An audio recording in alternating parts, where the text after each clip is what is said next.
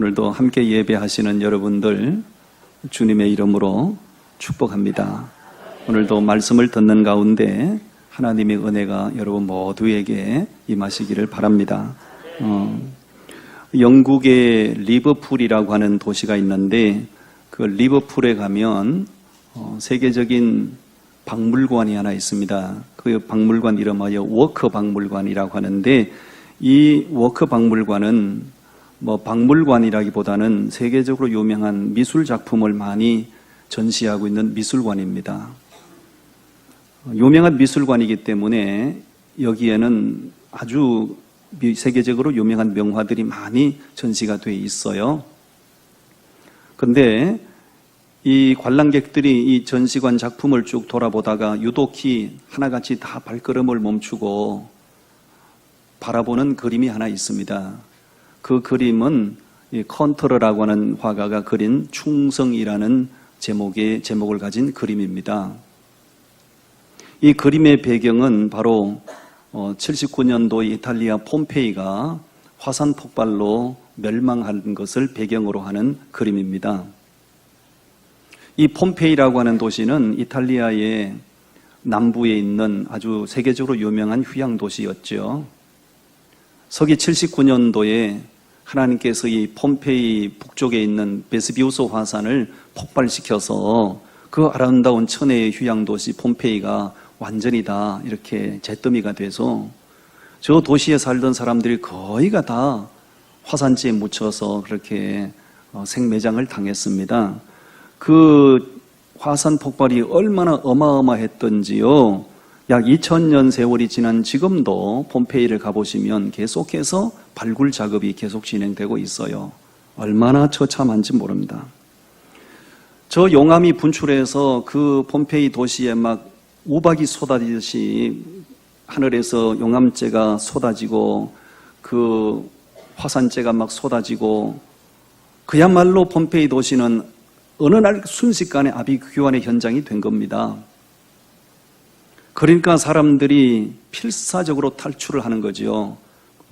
살아남기 위해서 필사의 탈출을 합니다. 아비규환의 현장이었습니다.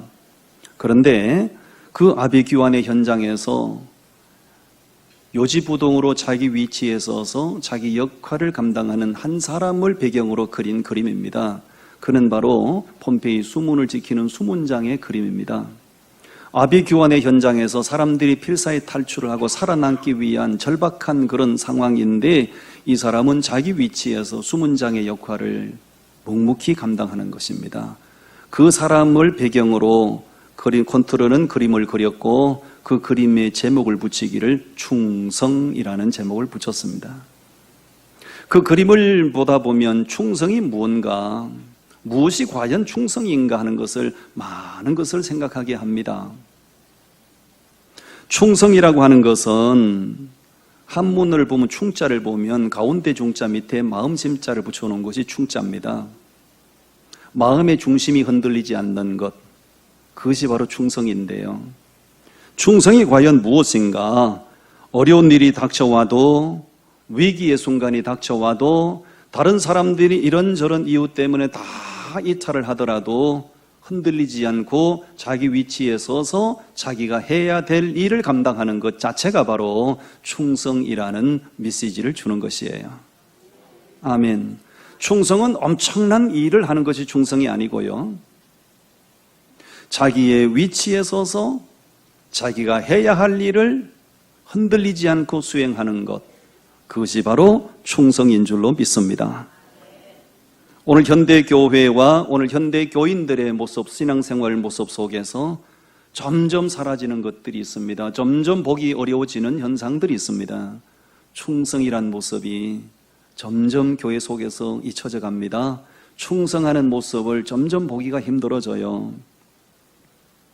충성 없는 신앙생활을 당연시하고 있는 풍조, 오히려 몸을 바치고 시간을 바치고 물질을 바쳐서 충성하는 사람이 좀 유별나 보이는 이런 참 이해할 수 없는 잘못된 교회의 모습, 성도들의 모습을 우리는 봅니다. 성경을 읽어보면요, 구약 성경에도 그렇고 신약 성경도 그렇습니다. 하나님은 우리 믿고 구원받은 성도들에게 충성을 요구하십니다. 하나님은 충성을 요구하십니다. 그리고 하나님은 우리에게, 구원받은 우리에게 충성을 요구할 자격이 있으신 분입니다. 왜냐하면 죄로 죽었던 우리, 영원한 지옥 형벌을 받을 수밖에 없었던 우리들이 구원을 받은 것은 전적인 하나님의 은혜였으니까요.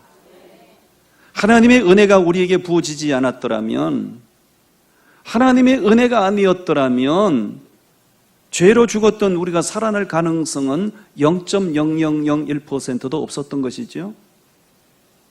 하나님의 은혜가 아니면, 십자가의 은혜가 아니면 우리가 하나님의 나라를 유업으로 받을 수 있는 가능성이 0%죠. 그런 우리들이 구원을 받은 것, 하나님의 나라를 유업으로 받은 것, 하나님을 섬기고 살게 된 것, 이건 다 하나님의 은총입니다. 이 엄청난 은혜를 베풀어 주신 하나님이시기 때문에 하나님은 우리에게 충성을 요구하실 수 있는 자격이 있으시지요. 그리고 당연히 우리는 충성을 하고 살아야 됩니다. 근데 교회 속에서 충성이 점점 보기 힘들어지죠. 충성하는 교인들의 모습을 점점 보기 어렵지요. 오늘 제가 준비한 설교의 주제가 충성입니다. 우리가 충성은 당연한 것이지만 이 충성이 너무 귀한 것이기 때문에 충성하면 하나님이 그에 대한 보상을 주시겠다고 약속을 하십니다. 저도 더 많이 충성하고 여러분도 더 많이 충성하셔서 하나님 앞에 약속된 그 보상을 받게 되기를 주님의 이름으로 축원합니다. 첫 번째 충성에 대한 보상이 무엇일까요? 충성하면 따라합시다. 자손이 복받습니다. 네, 제 말이 아니고요. 오늘 본문을 보시겠습니까? 7절과 8절 말씀을 우리 같이 읽어봐요. 7절 시작. 주는 하나님 여호와시라 옛적에 아브라함을 택하시고 갈대아 우르에서 인도하여 내시고 아브라함이라는 이름을 주시고 그의 마음이 주 앞에서 충성됨을 보시고 그와 더불어 언약을 세우사 가나안 족속과 헷 족속과 아모리 족속과 브리스 족속과 여부소 족속과 기르가서 족속의 땅을 그의 씨에게 주리라 하시더니 그 말씀대로 이루셨사오매 주는 의로우심이로소이다. 아멘. 자, 7절에 보니까요, 하나님께서 갈대아 우르에 살고 있던 아브라함을 불러내십니다.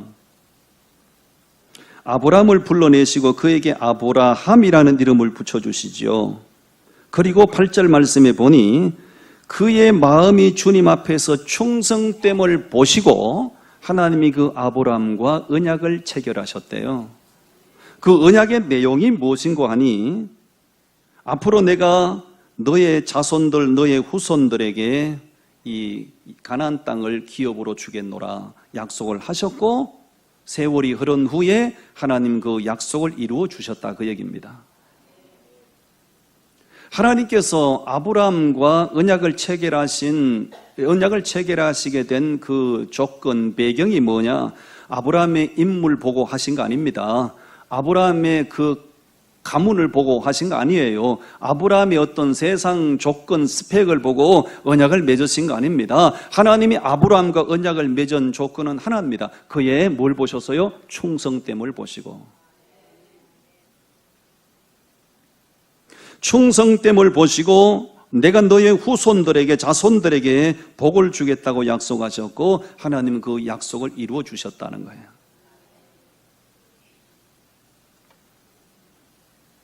유대인들이 지금까지 복을 받고 사는 것은 그들의 조상인 아브라함이 충성된 믿음으로 하나님을 섬겼기 때문에 지금까지 유대인들은 그 복의 열매를 거두고 살아가고 있는 것이에요.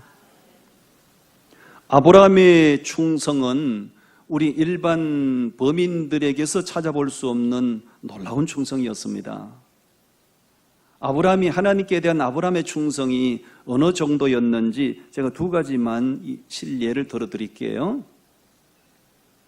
아브라함의 마음속에 꿈에도 소원하는 마음이 있었습니다. 그것은 자식을 낳는 것이었어요. 그의 나이 100세가 됐을 때, 거의 죽은 자와 방불하게 됐을 때 하나님이 아브라함에게서 아들이 태어나게 하시지요. 그 아들을 이름하여 이삭이라 이름을 붙입니다. 100세에 낳은 얻은 아들이기 때문에 그 아들은 눈에 넣어도 아프지 않고 있어도요, 바라만 보고 있어도 배고픈 줄 모르는 너무 귀한 아들이에요.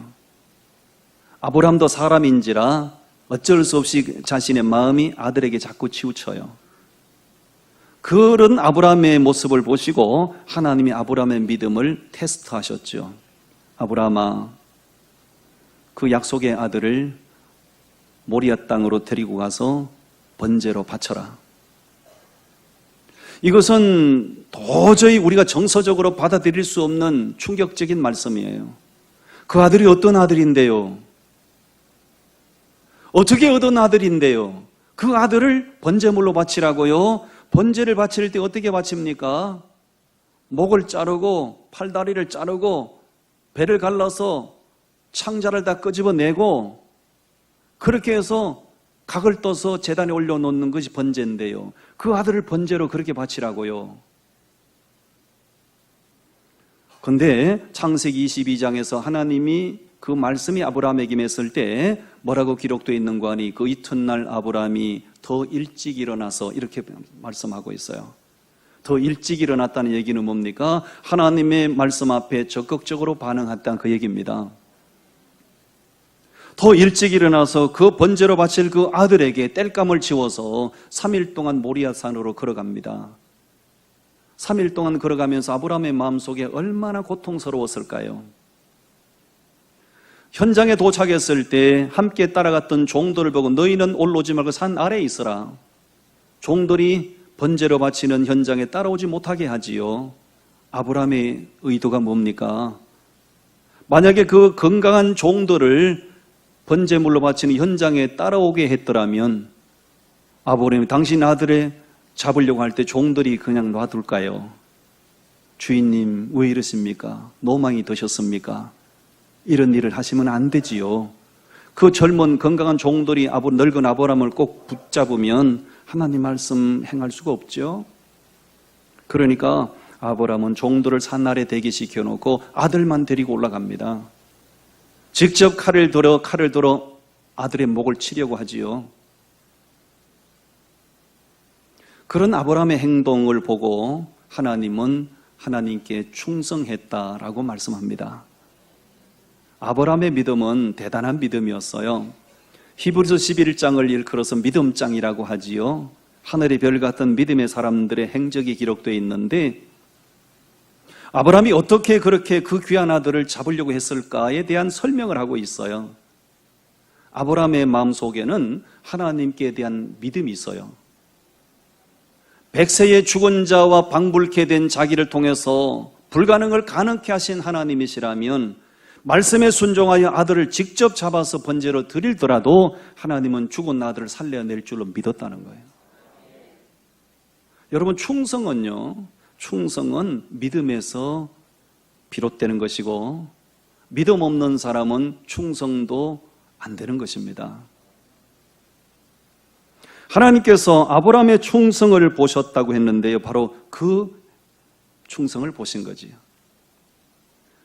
아브라함이 약속의 아들을 기다리지 못하고 너무 마음이 조급한 나머지 여종 하갈과의 관계를 통해서 먼저 아들이 하나 태어났지요. 그 아들 이름하여 이스마엘이라.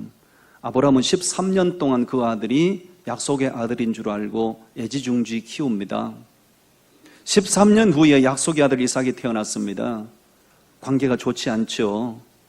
불편한 관계가 집안에서 연출이 됐을 때 하나님이 어느 날 아브라함에게 말씀하죠. 아브라함아, 먼저 태어난 아들 이스마엘과 그의 어머니 하갈을 집안에서 쫓아내라고. 어떻게 순종해요? 그도 자기 피부친데 13년 동안 그 아들이 자기 약속의 아들인 줄 알고 애지중지 키웠는데 어떻게 그 아들을 쫓아내요? 그런데 그 말씀이 임했을 때도 성경에 보니 그 이튿날 더 일찍 일어나서 하나님이 말씀하신 대로 그의 어머니 하갈과 아들 이스마엘을 쫓아냅니다. 아브라함의 가슴 속에 피눈물이 흘렀을 겁니다. 그렇지만 아브라함은 정서적으로는 도저히 반응할 수 없는 말씀이지만 하나님의 말씀이었기 때문에 행동하는 겁니다. 그런 아브라함의 행동을 가리켜서 오늘 본문 말씀에 보니까 하나님을 향한 충성이었다고 말씀합니다. 그 충성 때문에 하나님께서 앞으로 내가 너의 자손들에게 내가 복을 주겠노라고, 하나님이 약속하신 그 복의 내용이 뭡니까? 가나안 땅을 너희 자손들이 차지하고 살게 될 것이라고요. 왜 가나안 땅을 자손들에게 기업으로 주셨을까요? 가나안 땅은 크지도 않습니다. 가나안 땅은 작지만 그나마 3분의 2는 다 사막입니다. 그 가나안 땅을 왜 아브라함의 자손들에게 기업으로 주셨을까요? 이유는 한 가지입니다. 가나안 땅은 지구의 중심에 있는 땅입니다. 가나안 땅은 바로 지구의 중심에 있는 땅, 그 땅을 아브라함의 후손들에게 주시고 아브라함의 후손들로 말미암아 전 세계 모든 민족이 하나님을 알게 되기를 바라셨던 거죠. 그 아브라함의 후손들을 가리켜서 오늘 우리는 유태인이라고 말합니다. 유대인이라고 말합니다. 오늘 유대인들의 파워가 얼마나 어마무시한지 아시죠? 저는 미국 살다 온 사람이기 때문에 유대인들의 힘이 어느 정도인지 저는 잘 압니다. 지금까지 노벨상 수상자들 가운데 65%가 전부 유대인들입니다. 미국의 정치, 경제, 사회를 전부 장악하고 있는 사람들이 전부 유대인들입니다. 미국이 무슨 말을 해도 유일하게 미국의 말을 듣지 않는 한 나라, 한 국가가 있죠. 그게 바로 이스라엘입니다.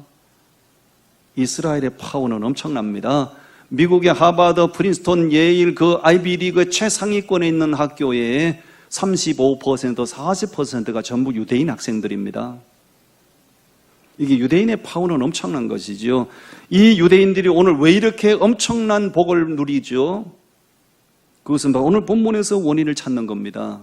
그들의 조상 아브라함이 하나님 앞에 충성되었기 때문에 하나님이 그 아브라함에게 자손들이 복을 받겠다고 약속하셨어요. 그 복을 오늘 유대인들이 받아 누리는 거예요. 세상 모든 부모들이 바라는 바가 있으면 나는 고생하더라도 자식은 복을 받고 살기를 바라는 거 맞지요? 오늘 이 말씀을 우리가 믿음으로 새겨 들으신다면 정말 나도 복을 받고 내 자손들이 복을 받을 수 있는 최고 가장 확실한 방법이 뭘까? 그냥 하나님의 말씀 앞에 믿음으로 순종하시고 그냥 믿음으로 충성하시면 하나님은 우리에게도 복 주시고 자녀들에게도 복을 주시는 줄로 믿습니다. 우리나라 전래 동화 가운데 전해져 내려오는 전래 동화 가운데 하인과 두 하인과 새끼줄이라는 동화가 있어요. 전 동화책 자주 봅니다. 동화책을 보면 많은 메시지가 담겨 있기 때문에요. 이 내용은 이렇습니다. 어느 부잣집이 있었는데요.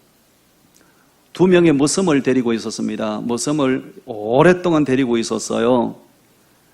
그러다가 주인이 어느 날 두 머슴을 불렀습니다. 너희들 내 집에 와서 오랫동안 참 고생 많이 했다. 이제 좀 다른 집에 가서 이렇게 기회가 있으면 다른 집에 가서 좀 여유롭게 살면 좋겠다. 그래서 우리 집을 떠나도 된다 그 얘기죠. 근데 이렇게 말합니다. 너희들 이제 내일 이제 다 떠날 건데 떠나기까지 새끼줄을 부지런히 좀 옛날에 나 새끼줄을 꽂지 않습니까? 새끼줄을 좀 부지런히 꽈놓고 가면 좋겠다. 주인이 그렇게 말을 하니까 잔머리 굴리고 계산적인 종이 투덜거리면서 속으로 이렇게 말합니다. 더럽게 부려먹는다. 여태까지 충성했는데 떠나는 날 좀 자유를 주면 좋으련만 떠나는 순간까지 새끼줄을 꽈놓고 가라니까 참 이런 주인이 다 있나 그러면서 새끼줄을 꼬니까 성질이 나지 않습니까? 그래서 새끼줄을 꺼단 말이야. 에란 모르겠다. 던져버렸어요. 한 종은 그렇지 않습니다. 내가 여태까지 충성했는데 열심히 했는데 마지막 순간까지 내가 열심히 최선을 다하는 모습을 보이고 가야지. 그래서 밤새도록 새끼를 꽈답니다. 이튿날 날이 밝으니까 주인이 새끼줄을 많이 꽈았느냐, 자기가 새끼줄 꼰 걸 다 가져오너라. 잔머리 굴리는 종은 꾸다가 던져버렸으니까 요만큼 토막을 가져왔어요. 충성된 종은 밤새도록 새끼줄을 꽈서 맨무 두루마리를 꽈습니다. 그랬더니 뒤에 있던 돈 괴짝을, 엽전 괴짝을 활짝 열더니 이거 다 너희들 주려고 내가 쌓아놓은 거다. 새끼줄을 꽈는데 마디마디마다 엽전 하나씩 꽂아가지고 다 가져가거라. 그러니까 잔머리 굴리고 장깨 부리던 종은 새끼줄을 요만큼 꽂아가 던져버렸으니까 엽전 3개 꽂으니까 꽂을 데가 없어. 이 충성되고 우직한 종은 밤새도록 유종의 미를 거두고 가야지, 끝까지 잘해드리고 가야지. 밤새도록 새끼줄을 꼬았으니까 마디마디마다 그 엽전을 전부 꽂아가지고 가가지고 장가도 가고 아들 딸도 낳고 잘 먹고 잘 살았다는 이 참 미확인 보도가 있어요. 이건 전래 동화죠. 아이들에게 메시지를 들려주는 전래 동화입니다. 저 동화지만, 이 사실이 아닌 동화지만 이 이야기 속에 우리에게 주는 메시지가 있는 거죠. 신앙생활은 잔머리로 하는 거 아닙니다. 신앙생활은 누가 뭐라고 하든지 간에 우직하게, 정직하게, 충성되게 그렇게 하는 것이에요. 아멘. 여러분, 정말 하나님은 우리에게 충성을 요구하실 수 있는 분이시고요. 우리는 마땅히 충성해야 됩니다. 왜? 하나님의 은혜로 구원받은 자들이니까요. 우리가 충성하면 이 말씀대로 우리 자손들이 복을 받게 될 줄로 믿습니다. 저는 부모님으로부터 신앙을 물려받은 사람이 아닙니다. 제가 예수를 믿고 목사가 되고 보니까요, 그 부모로부터 신앙을 물려받은 그 친구들이 그렇게 부럽더라고요. 왜냐하면 그 할아버지, 그 어머니, 아버지, 어머니가 선조 때부터 예수를 믿어서 얼마나 하나님 앞에 심어놓은 게 많을 거 아닙니까? 저는 할아버지도 아버지도 그 많은 날 동안 뭘 하셨는지 예수를 안 믿었어요.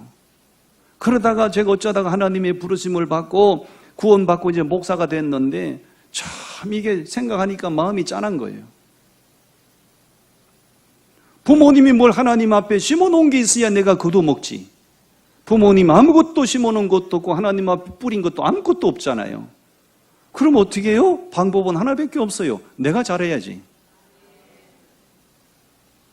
할아버지도 안 하셨고 아버지도 안 하셨으니까 나부터 스타트다. 내가 할아버지 못까지 아버지 못까지 내가 하나님 앞에 죽도록 충성해야지. 열심히 합니다. 열심히 하면 이 말씀대로 하나님이 우리 아들, 딸, 손자, 손녀들이 복을 거두게 될 줄로 믿습니다. 절대로 충성은 헛되지 않아요. 아멘. 두 번째, 충성하면 정말 꿈 같은 일이 일어납니다. 그게 뭐냐면 종이 주인의 상에 참여하는 이 꿈 같은 일이 현실이 됩니다. 우리 마태복음 25장 말씀을 보십시다. 마태복음 25장 23절 말씀.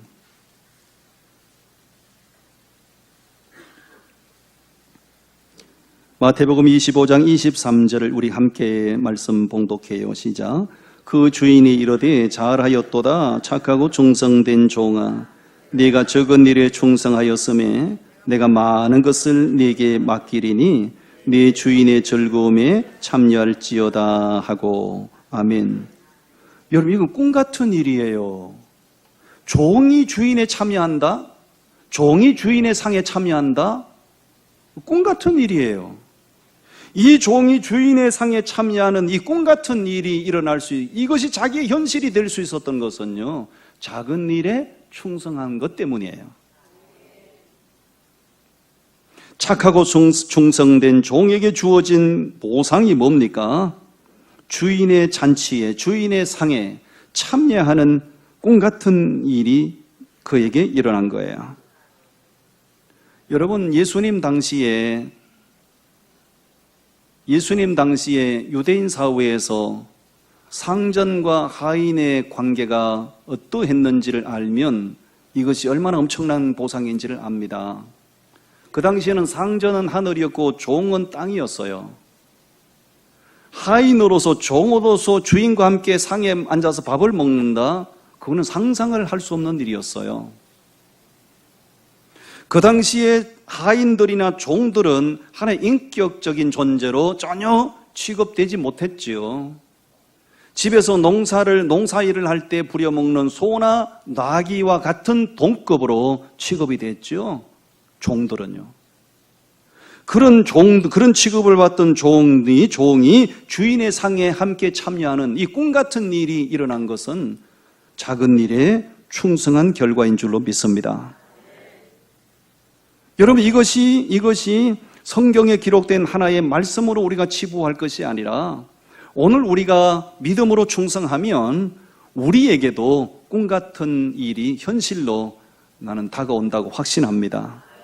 아멘. 우리가 맡은 일이 어떤 일이든지 주목을 받는 위치든지 전혀 주목받지 못하는 위치든지 상관없어요. 하나님께서 맡겨주신 것이라면 작은 일을 소홀히 하지 말고 충성을 다할 때 하나님은 우리에게 좋은 결과로 축복하시는 줄로 믿습니다. 오늘 우리는 이렇게 22명의 충성된 사람들을 이제 직분을 맡깁니다. 이 직분을 왜 맡기는가?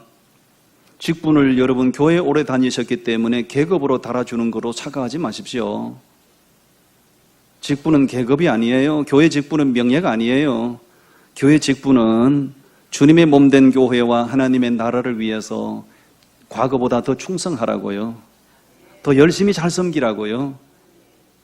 연세가 드셔서 직분을 그냥 안 맡겨도 되게끔만은 연세에 드셨지만 그래도 인생 남은 기간 열심히 충성하시라고요.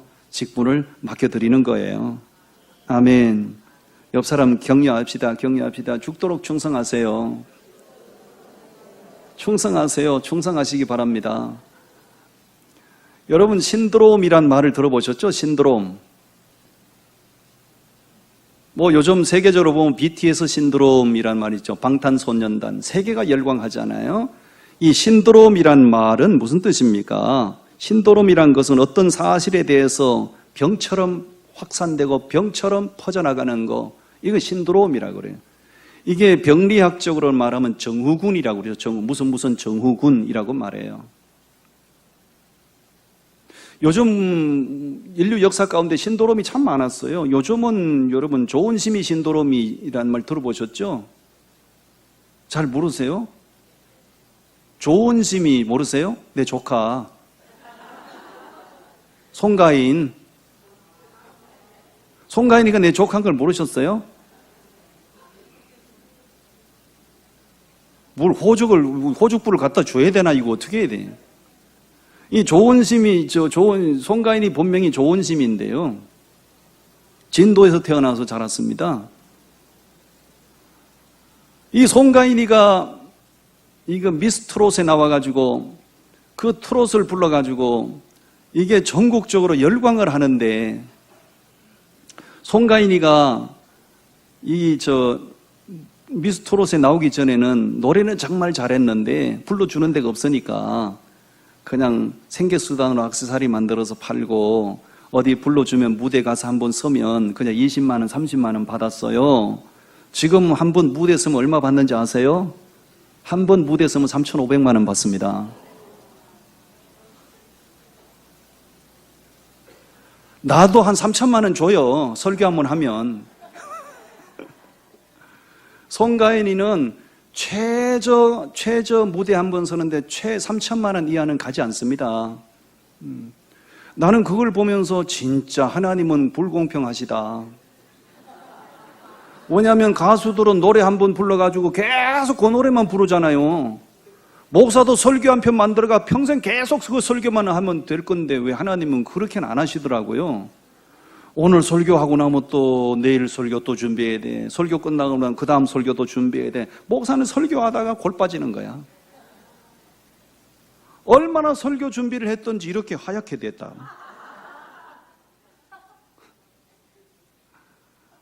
나도 가수 할 걸 그랬나 봐요. 나도 노래깨나 하는데 내가 시골 어릴 때 노래자랑 나가가지고 내가 주전자도 타고 양건 냄비도 탔는데 내가 길을 잘못 들었었어요. 이 신드롬이란 말이 있어요. 여러분, 신드롬. 언제부터인가 우리 한국 교회 안에 에서 신드롬이란 말이 등장하더니 에서 신드롬이 유행병처럼 번져나가기 시작했어요. 에서가 누군지 아시죠? 에서와 야곱. 에서가 무슨 일을 했죠? 당장 배고픈 현상을 참지 못해서 그 소중한 장자의 명분을 넘겨주죠. 이 에서 신드롬이라는 말은 무슨 뜻인고 하니 현실의 만족을 위해서 신앙을 팔아버리는 것. 현실의 만족을 위해서 직분도 던져버리는 것. 이런 현상이 한국 교회 가운데 유행병처럼 번져나가고 있는 거예요. 그러다 보니 오늘 모든 성도님들의 신앙이 자신도 모르게 쇼핑 카트가 되어 있는 거예요. 쇼핑 카트가 뭡니까? 쇼핑센터 마트를 가면 쇼핑 카트를 끌고 매장을 한 바퀴 돕니다. 매장을 돌면서 자기가 원하는 물건만 선택해서 카트에 담습니다. 자기가 원하는 물건만 카트에 담아요. 오늘 현대 교인들의 신앙이 쇼핑 카트 신앙이 되어 있는 거예요. 자기가 원하지 않는 것들은 절대적으로 수용하지 않는 겁니다. 자기가 원하는 것만 선택해서 받아들이는 거죠. 쇼핑 카트 신앙이 되어 있는 거예요. 이러다 보니 교회가 급격하게 퇴락하고 있고요. 유럽 교회도 미국 교회도 다 박물관 교회로 전락하고 있는 것이고요. 여러분, 우리의 신앙은 쇼핑 카트 신앙이 돼서는 안 됩니다. 하나님의 말씀 앞에 한결같은 모습으로, 한결같은 믿음으로 어떤 일이든지 맡겨진 직분에 대해서는 충성하는 것. 그럴 때 정말 상상할 수 없는 현실이 우리에게 주어질 겁니다. 천국에서 주님이 먹고 마시는 상에 우리가 참여하게 될 줄로 믿습니다. 아멘. 마지막 세 번째를 소개합니다. 우리가 충성하면 생명의 면류관을 받습니다. 여러분, 생명의 면류관은 땅에서 받는 거 아닙니다. 천국에서 받는 겁니다. 우리 요한계시록 2장 말씀을 보겠습니다.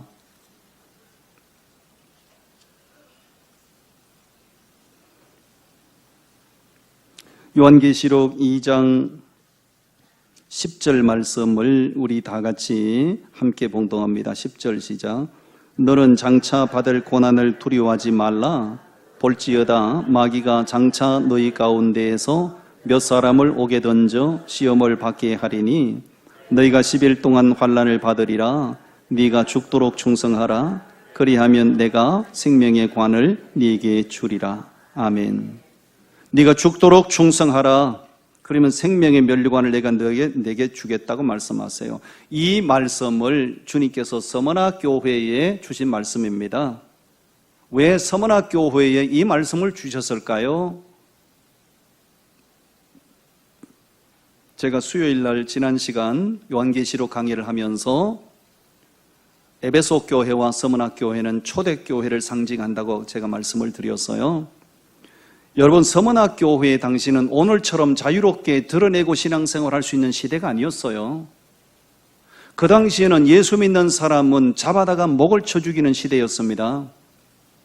그런 어마무시한 시대에 복음을 받아들이고 예수를 믿고 신앙을 지킨다는 것이 얼마나 고통스러웠을까요? 그 힘겨운 신앙을 지키는 그들에게 주님께서는 격려의 말씀을 주신 거죠. 힘들지, 얼마나 고통스럽니? 그래도 충성해라. 죽도록 충성해라. 그러면 내가 그 충성 기억하고 천국에서 생명의 면류관을 네게 씌워주겠다고 말씀하세요. 죽도록 충성한다는 말씀, 그렇게 말처럼 쉬운 거 아닙니다. 죽도록 충성한다는 말씀은 죽을 때까지 충성한다는 것이고요, 죽을 힘을 다해서 충성한다는 거예요. 잠깐 충성 누구나 다 할 수 있어요. 충성하는 척하는 충성은 누구나 다 가능해요. 그러나 죽도록 충성하는 것은 아무나 할 수 있는 게 아니에요. 주님은 우리에게 죽도록 충성할 것을 말씀합니다. 저도 더 많이 충성하려고요. 지금은 소련 연방이 해체가 돼서요. 소련 연방이 해체가 됐는데 소련이 주변 국가들을 전부 다 강제로 합병시켜가지고 연방을 만들었잖아요. 연방 제국을 만들었잖아요. 그 소련 연방이라고 그러잖아요. 소련 연방에 강제로 편입된 나라들 가운데 유럽 기독교 국가들이 많았어요. 그러니까 소련 연방 입장에서 볼 때 이거 강제로 편입된 기독교 국가에서 편입된 이 사람들이 골칫덩어리예요. 왜냐하면 공산주의와 기독교는 이거 완전히 정반대 사상이니까요. 그러니까 지령 1호가 뭡니까? 교회는 다 닥치는 대로 때려부시고 예수 믿는 사람들은 이유 이하를 막론하고 전부 죽이라는 거잖아요. 그 소련 연방 공산 치하에서 있었던 실화인데 어느 12명이 숨어서 숨을 죽이고 예배를 하고 있다가 발각이 돼서 체포가 된 거지요. 그 시베리아 벌판이 얼마나 그 겨울에 영하 40도, 45도까지 떨어지는데 요 예수 믿는 사람들 비밀리에 예배드리다가 체포된 12사람을 끌어다가 마지막으로 회유를 하는 겁니다. 이렇게 얼음 구멍을 뚫어가지고 사람 하나 집어넣을 만큼 구멍을 뚫어가지고 옷을 홀라당 벗겨가서 목에다 줄을 감아가지고 얼음 구멍에다 집어넣는 겁니다. 사람을 완전히 얼려서 죽여버리는 거죠. 얼음 구멍에 집어넣기 전에 마지막으로 회유하는 겁니다. 다른 거 다 필요 없고 예수 믿는 거 부인하면 살려준다. 옆에는 텐트를 쳐놓고 김이 무럭무럭 나는 그 산의 진미를 다 차려놓고 예수 믿는 거 부인하면 요 얼음 구멍에 들어가는 거 수장시키는 거 다 면하게 해주고 여기 이 산의 진미 다 마음껏 먹고 마시게 해준다. 차례대로 회유를 거부하고 차례대로 얼음 구멍에 들어가서 장렬하게 순교를 했죠. 한 사람, 12명 가운데 마지막 한 사람, 자기 차례가 되니까 너무너무 두렵고 공포심이 너무너무 크고 두려워서 나 예수 안 믿을게요. 나 예수 믿는 거 포기할게요. 나 죽기 싫어요. 그 사람이 죽임 당하는 걸 면할 수는 있었죠. 근데 그 순간에 놀라운 현상이 일어납니다.